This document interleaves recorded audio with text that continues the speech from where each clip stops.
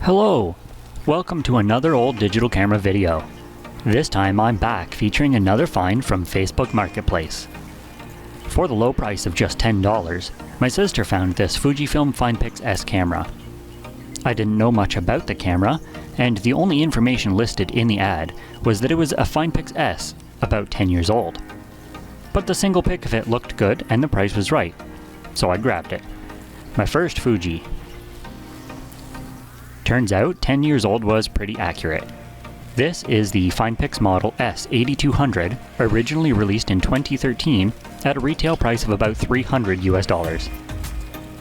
Honestly, I was kind of hoping it was going to be one of the earlier models with lower resolution, but this one is still really nice.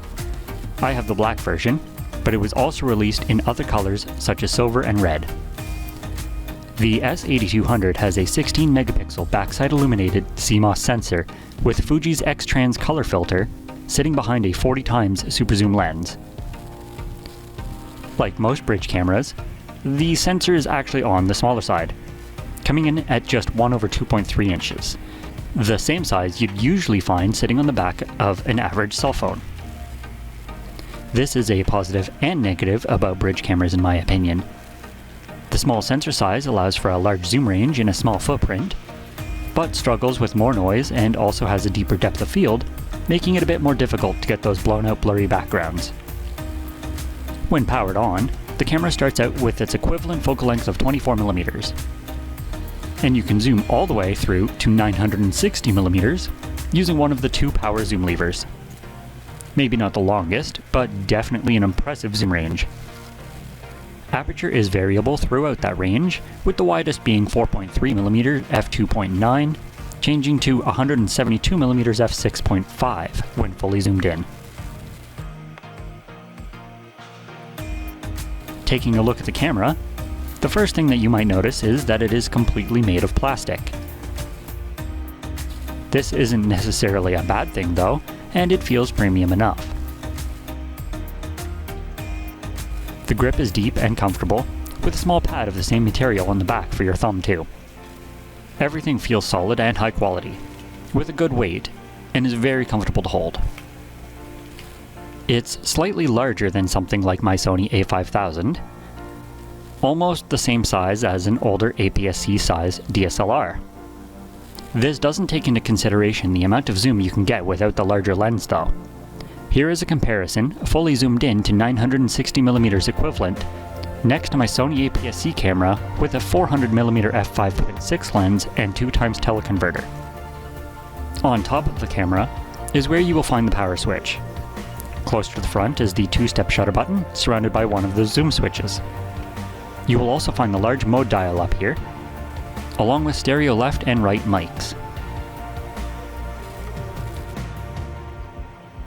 The buttons are something that were well thought out.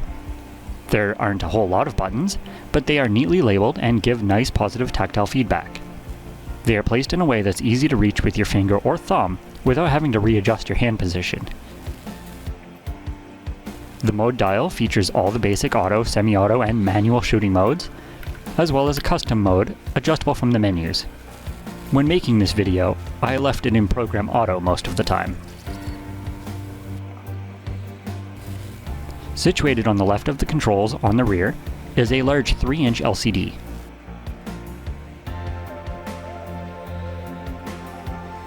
There is an EVF sitting above that, and a button to switch between the two just to that side. The LCD has nice vibrant colors, and everything looks fairly clear, but not the sharpest, with its 460K dot resolution. Viewing angles and sunlight legibility were also okay as well. Unfortunately, the EVF wasn't updated from the previous model of this camera and still sports a resolution of just 201K dots, noticeably lower than the LCD. The built-in pop-up flash hides just behind the EVF. The video button sits right next to your thumb for quick and easy access. A little lower down is the multifunctional D-pad and rotating dial, used for changing some settings and navigating menus. There is no dedicated delete button here, but at least they made it into its own shortcut. The left side of the camera is pretty bare, but you will find the second zoom switch located here on the side of the lens. On the right side is a flap. Under here is the mini HDMI port and the USB port for data transfer. On the bottom is a standard tripod mount with the battery door to the right, which also houses the SD card slot. Powering the whole camera is 4 AA batteries. Mine came with a couple energizers when I bought it, but they were basically dead. I switched them out for some new batteries that I had lying around the house. But being from the dollar store, that didn't last long either.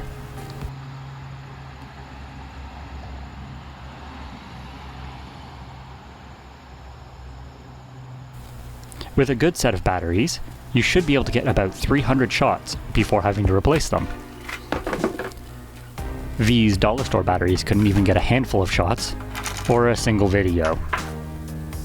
While I do tend to prefer rechargeable batteries, using standard AA batteries means that at least if they die on you while you're out, you can just grab more, just about anywhere. And this camera will still be usable 20 years from now when a new proprietary battery would be impossible to find. Plus, rechargeable AA batteries are still an option too, which is the solution that I went with. A mild annoyance about this particular camera, something to do with an internal battery or capacitor, means that when the AA batteries die, or need to be changed, all of the camera settings get reset. All of them. Date and time, as well as ISO, image quality, and any other settings you've customized, will be reset every time you remove the AA batteries. A common issue with some older devices.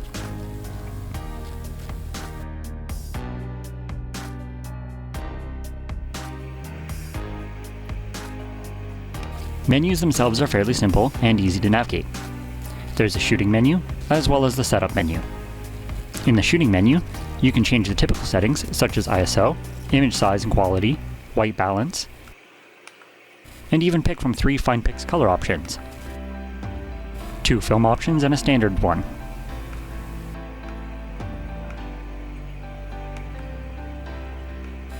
This is also where you change the video resolution and frame rate, with a large selection to choose from. I'll come back to this when I look at the video quality a little later on. Using the Fuji Finepix S8200 is quite simple and intuitive. Combine that with a large zoom range and good ergonomics, and you get a camera that is quite pleasant to use. Overall though, I think I'm a little torn on image quality. While I personally like the colors that come out of this camera, you could still tell it was taken with a smaller sensor. Images have a decent amount of detail, especially wider focal lengths, but they do get softer as you zoom in. There is dual image stabilization that's turned on by default. This does a good job helping shoot handheld and with lower shutter speeds. Thanks to the smaller sensor, noise can also be a bit of an issue, even at lower ISO settings.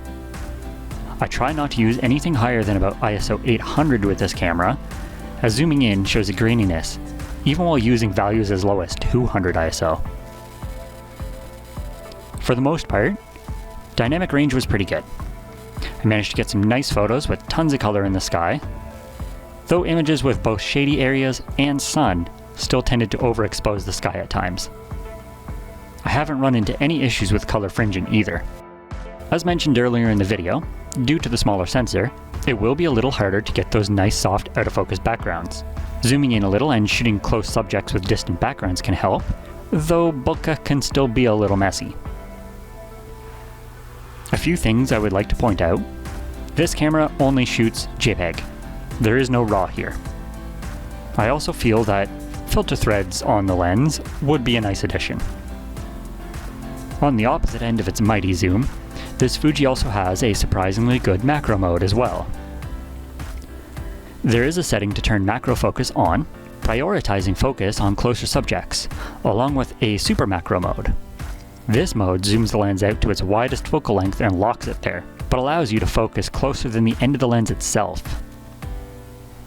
Video on this camera is something I could probably make a video about on its own, but I will keep it pretty short here. You can record video from any mode with your current exposure settings just by pressing the video button on the back. As there is no dedicated video mode, I set the custom setting on the mode dial for my preferred video settings so I can easily switch. Video can be recorded in up to full HD 1080p at 60 frames a second, which you are watching now. The frame rate looks nice and smooth, and stabilization works really well here, even when recording handheld. The autofocus was kind of hit or miss. Sometimes it locked on and worked well. Other times it would occasionally pulse or lose focus. Like with photos, high ISO values and low light shooting can cause some noise issues and a loss of detail. Other than that, there also seems to be some compression artifacts in some of the out of focus areas, similar to a mosaic effect, making it look like it's not true 1080p. If you wanted to record in lower resolutions, those options are also available, with frame rate increasing as the resolution drops, up to 480 frames per second slow-mo, but only at 320 by 120 resolution. Honestly, I don't mind the video quality, and the only thing really keeping me from using it more often as a backup is the poor battery life I get while recording with the batteries that I have.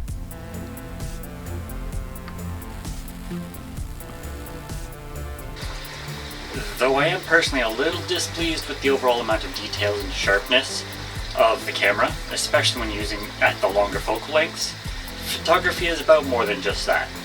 And I enjoy taking pictures with this Fuji Finepix camera, and I do really like the colors that it can produce.